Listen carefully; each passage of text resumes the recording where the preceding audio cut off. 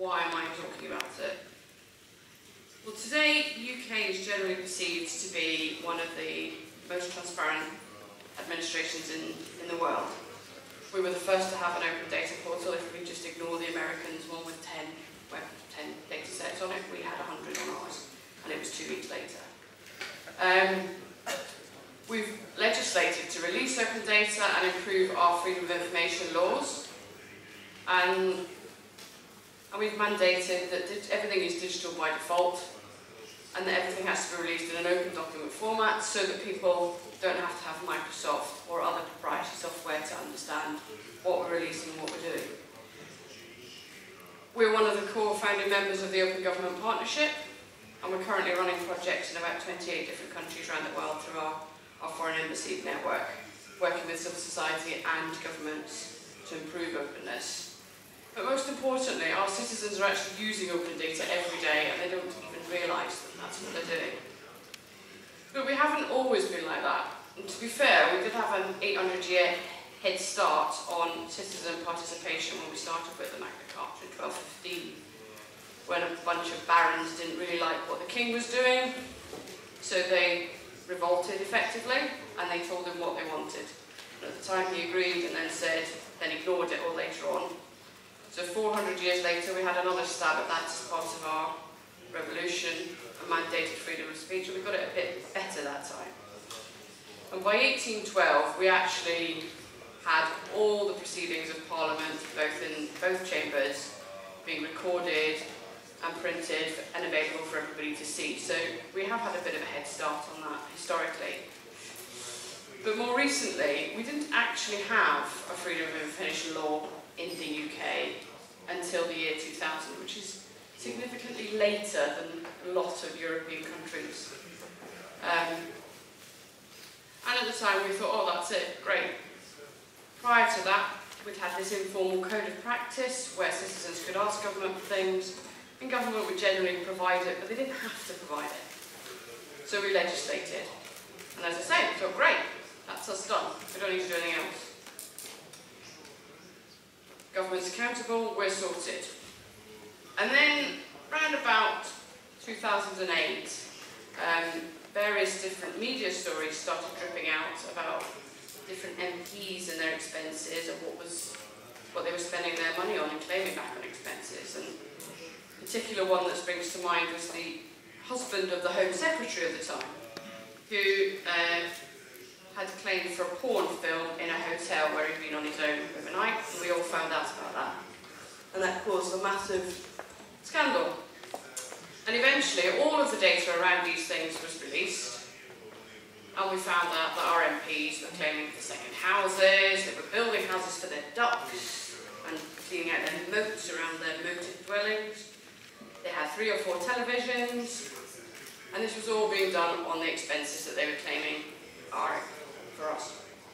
At the same time, we found out that we were losing, and had lost, an awful lot of records.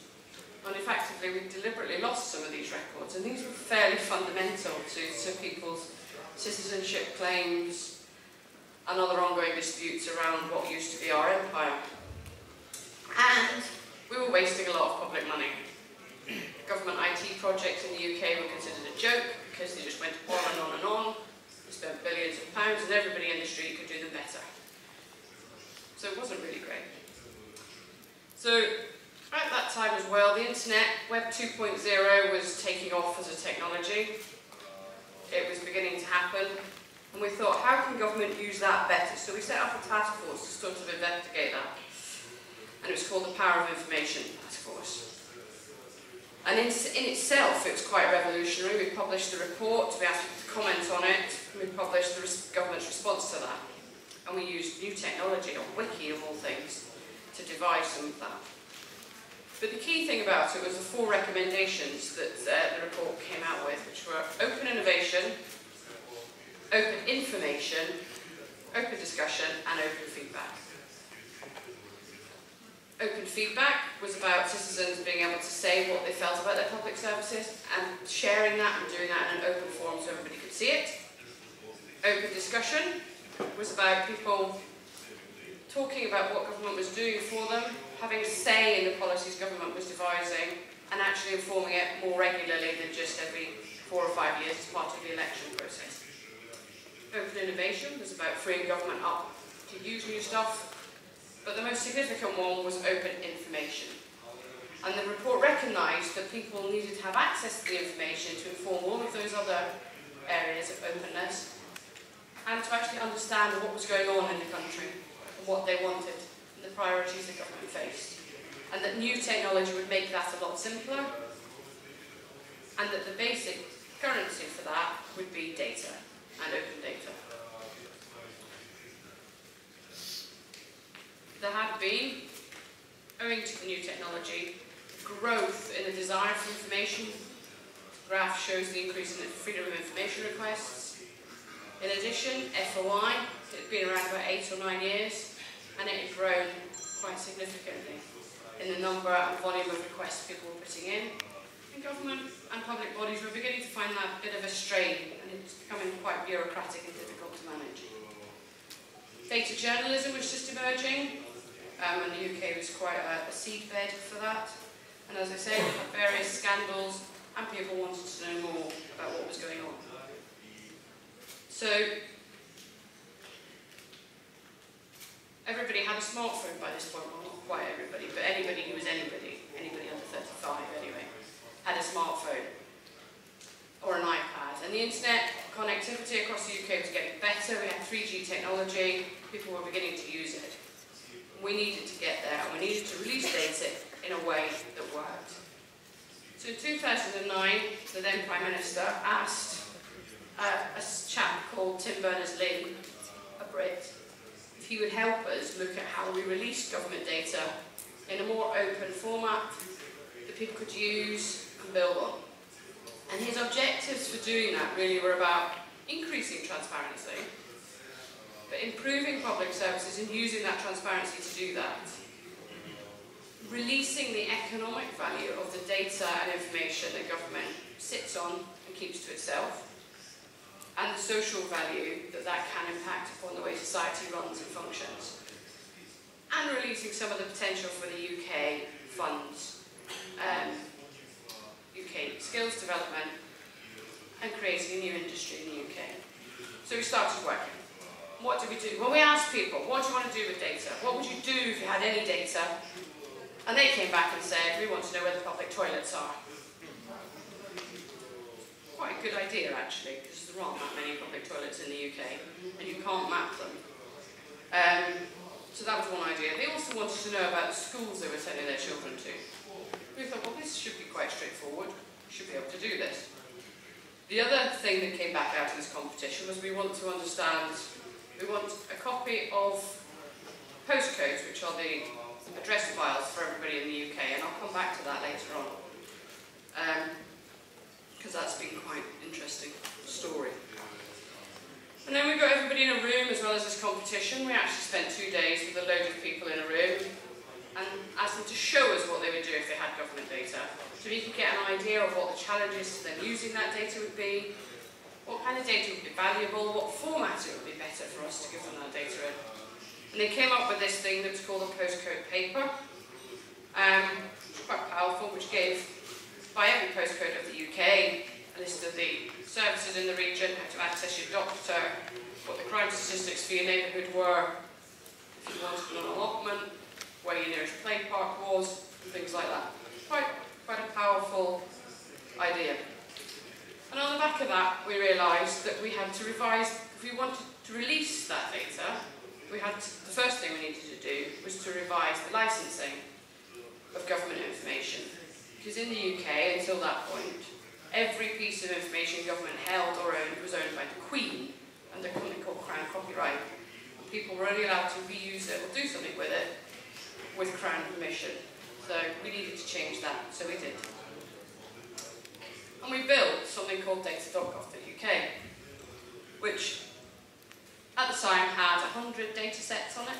They weren't brilliant data sets, but the point was that we could show them and they were there. And we could use them. And people started to use them. And this is January 2009. For some reason there was a crisis of the number of dentists in the UK. You couldn't find one. So somebody built an app showing you where the dentists were. Somebody else built an app showing you where the number of people in the area had been served with antisocial behaviour notices. They weren't greatly useful, but there were people doing stuff with them. And it was limited by the kind of data we'd actually released. And we get into what was an election period for the UK, and so by that point we've had the financial crash. The UK is entering a period of austerity. It's a very predominant political theme, it's a very powerful theme, and the entire elections, basically how do we deal with what was the deficit at the time. In addition, politicians were very keen on improving the accountability of government, possibly because they're parliamentary expenses and they've been hammered, but also because they saw it as a way of saving money and driving down costs. It was the first election that social media played a massive part in the UK. And as I had mentioned, we've already got smartphones everywhere and they've got even more predominant. So we have this election on the 5th of May 2010, and eventually 6 days later we got the first UK coalition government on the 12th of May. And that's where we see the shift from the terminology in the UK from really about open data to transparency. We start calling it more about transparency. So everything from that point becomes transparency. On about the 20th, well, it's probably the 19th of May, might be wrong, it's a bit hectic. The new Prime Minister, David Cameron, stood up and announced that he was completely committed to greater transparency in the UK, and it was going to drive improvements in public services, an information revolution, and it was going to change the way the economy ran. Now, there were lots of reasons why he was committed to it, but basically, ideologically, prior to the election, it had cross-party support and it was the right thing to do. But don't lose sight of the fact that it's a lot easier to cut people's public services if you've told them and you've shown them and you've shared with them where those resources are going and what you're spending them on, and asking them to help prioritise where those cuts can be made, what they don't need and what they do need. Makes it a lot more palatable and people feel a bit more involved. And we started to see something called, what we've now called the Transparency Temple, where we release the open data users using it and doing stuff with it and translating it for people. Citizens can consume that, and that can support accountability, can improve public services, and it can change it and release its economic and social value. As part of his pre-election promises, within the first month of being elected, David Cameron made some very specific promises. I don't expect you to read all of these, because there's an awful lot of them and it's very small font. But they were about how all of government would release specific types of information, and that included all spending information on a monthly basis. Everything that government or civil servants used a credit card to buy would be, and it was over £500, it would get released. The energy usage that people were using in government buildings, that was going to get released. Details of public contracts, that would be released by departments, no questions, it would just happen. Including what senior officials were getting paid, who they were, and who worked for them, and what they did, was also going to get released. And that particular one about individuals' pay and grades for senior civil servants was released within a month of making this commitment. It's quite a challenging objective, but we did it. In addition, every department, and there are 26 central government departments with various agencies and other bits underneath them, and then there was local government.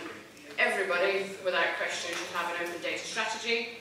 It should focus on the information that's already in the public domain and how you make that more usable, and you should be looking at what citizens also wanted in addition to that.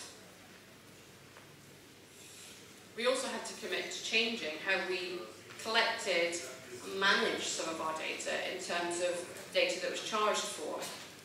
And an example is the weather. So at the time we charged for the weather data. So you could look out the window and see it was raining, and you could guess it was going to rain in 10 minutes' time. But if you wanted the data that told you that, you had to pay for that. And we needed to look at how we collected that information, how we funded that, before we could release it openly.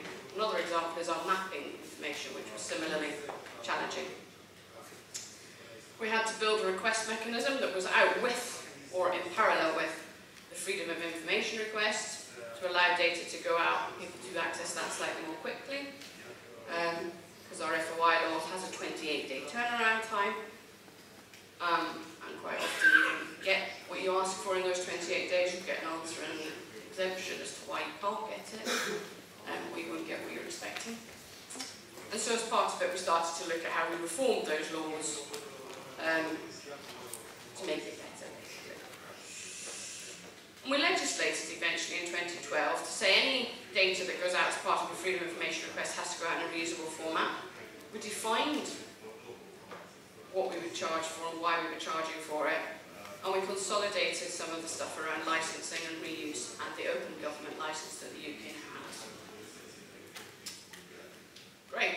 Departments had to do this. Departments had to report quarterly on how they were delivering these open data commitments to Parliament. This is a snapshot. It's a very well-chosen snapshot from my perspective because it's the only period where the Foreign Office actually met all the commitments. It hasn't got a red column, which matters to me. It shows I have done something since I got there. But also, we have to look for data that matters to citizens. To make this really work, that's an ongoing process, and it's an ongoing dialogue with citizens, and that's where civil society plays a part. It's not easy for government to do this releasing of data at all, and I think there has to be an understanding of both sides. Certainly in the UK, government has got data and it's got it on legacy systems.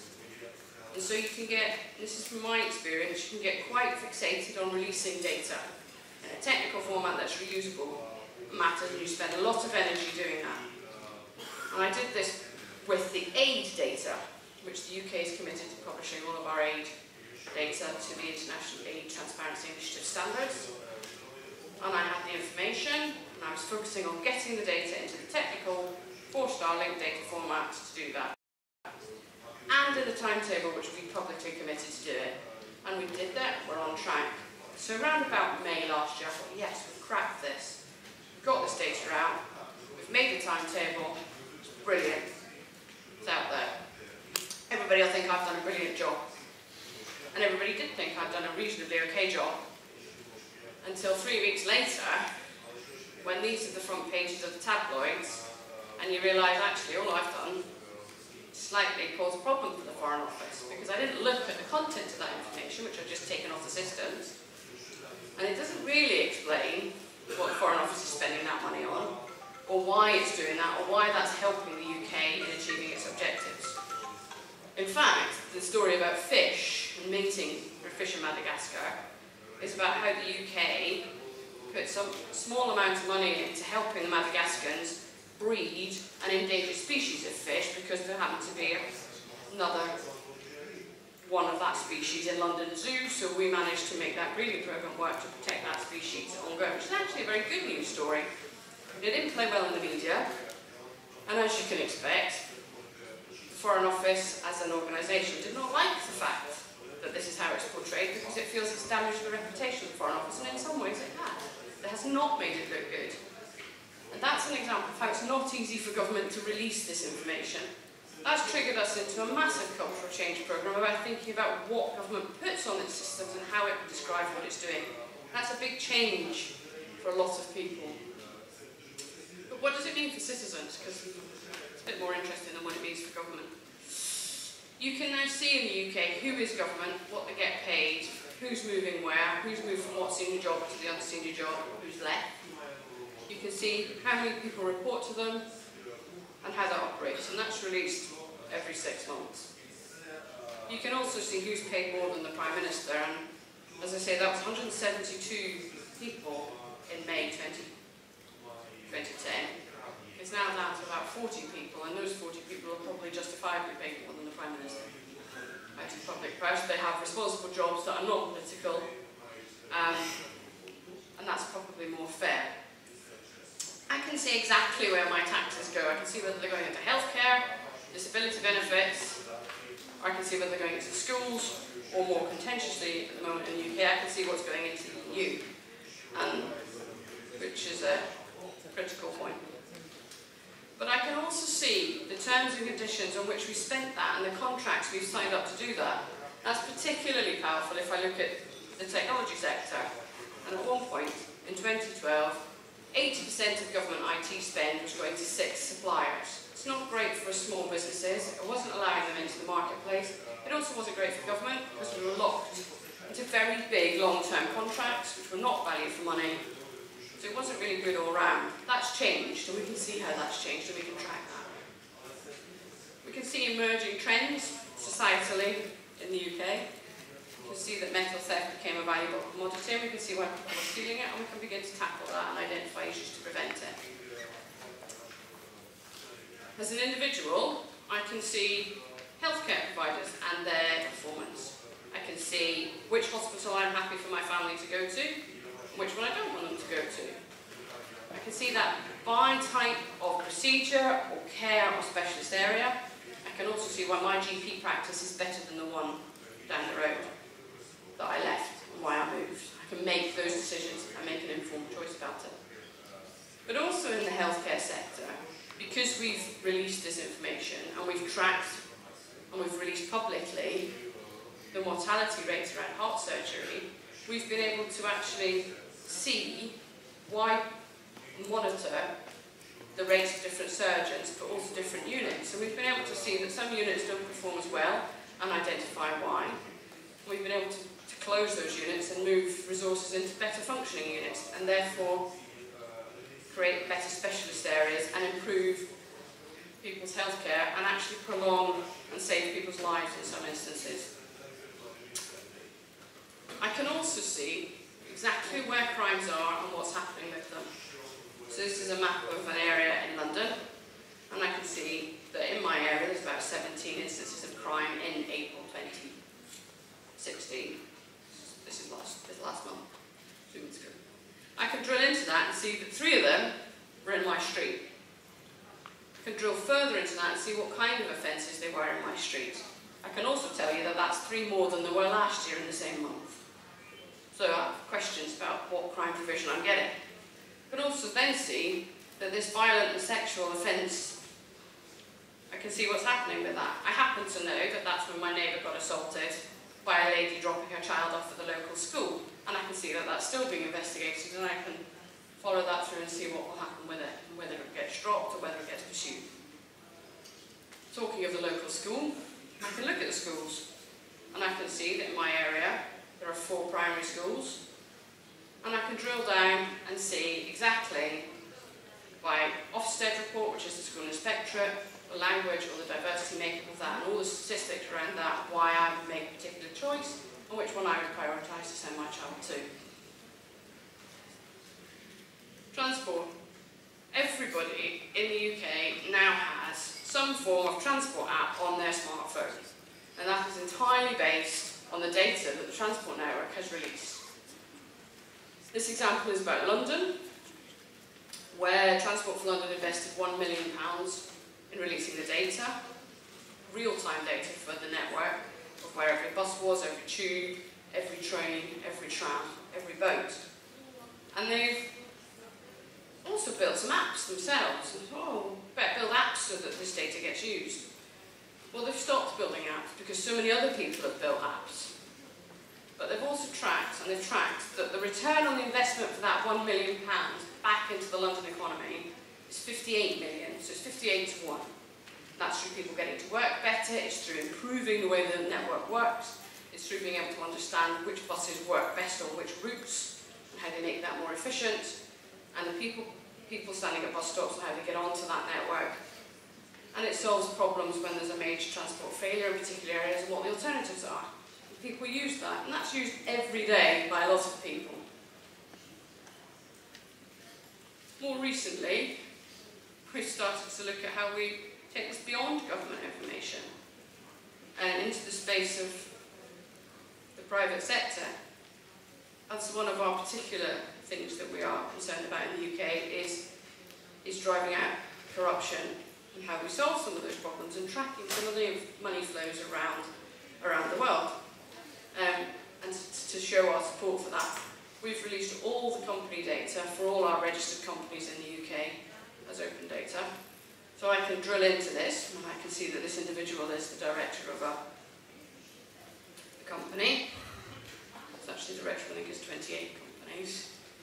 I can also see when their next account is supposed to be filed, and I can see what those accounts are if I want to. I can also see it was declared insolvent.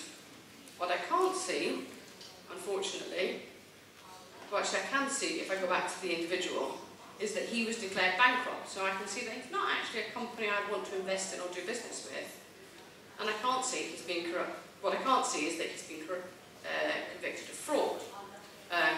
But I can gather the information that he was not a great businessman from everything else that's there on Companies House.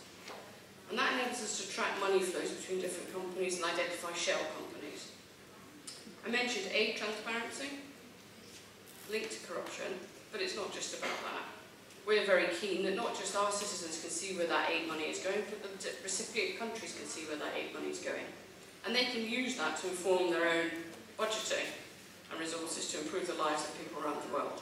And this is an example of how Uganda have used that in terms of tracking what comes into their country and how that gets allocated. You can also see who owns what property, and this is something we're working on at the moment, is releasing our land registry data. Who owns what in the UK, where they're based. I can look at all the geographical data that we're working to release. This tells me, it's just a slide shot of historical sites, which is something I'm particularly interested in, of all the conserved buildings, registered listed buildings, where the World Heritage Sites in the UK are, where the battlefields in the UK are, historical sites of interest are. I can do that for scientific interest, I can do that for anything. And I can download that and I can use it for what I want. We're releasing a lot more environmental information and people can use that to build apps. Flooding is becoming a much more common occurrence in the UK recently. And so this app, which is actually built by the Red Cross, alerts people when there's an issue to different parts of the country, and you can monitor your friends and family, or you can see what's going to affect you. It's just another example. We've released a lot more environmental data around bee populations, and water quality and all sorts of types of data. And people are using that and they're building apps, and that's great. The citizens then take that on and they use it, and as I say, they use it without realising it's coming from open data, and I think that's good. Travel industry use it. Industry is using it to inform the way it does business. It feeds into its information services, generates intelligence, and the travel industry use the FCO alerts to determine travel insurance premiums and various other levels of risk. And we're helping break down barriers around exclusion. So this is about new technology and open data being used to change traditional barriers to deaf people. That's a particular app, but breaking down some of those barriers. But it's not just about data, we're also talking to people. And it's now commonplace for government to blog about what it's doing. If you look at the Government Digital Service, they blog about what they're doing in the development of the government website, gov.uk. People can comment on policies and they can engage. We have formal participation routes. We now have a petition site where somebody can start a petition, and if that gets 10,000 signatures, sign-ups, that will then spark a debate in Parliament and it gets discussed at the highest level. So there are formal routes as well. What we're going to do next? We've done it all. We haven't done it all at all. We still need to stimulate more demand from citizens and businesses for data and how they use it, and we still need to work with public servants to get that out. We need to work on the quality of our data. It's an ongoing battle. We have issues with legacy systems and other areas. We have to work out, and we have been trying to work out very carefully, and again, technology keeps changing and this keeps this live and real, some of the privacy issues around personal data and identifying individuals and how we manage that and anonymise the data we release and what that means. We're promoting the use of data, and we're spending a lot of time informing and promoting dialogue in the UK. And I think we're seeing real results in the way that the citizens become engaged much more in politics. We saw that with the Scottish referendum. We're beginning to see it now. So, to summarise, we've not got there. We still need to work on the quality and usability of that information. We are working on the cultural change and releasing that information, and we're educating the officials around it. But we're constantly battling a changing landscape, constantly need to encourage people to use, and no insight, as Woodrow Wilson said. So that's what we're doing, and I hope that gives you some ideas and inspiration for what power of openness can be. Thank you.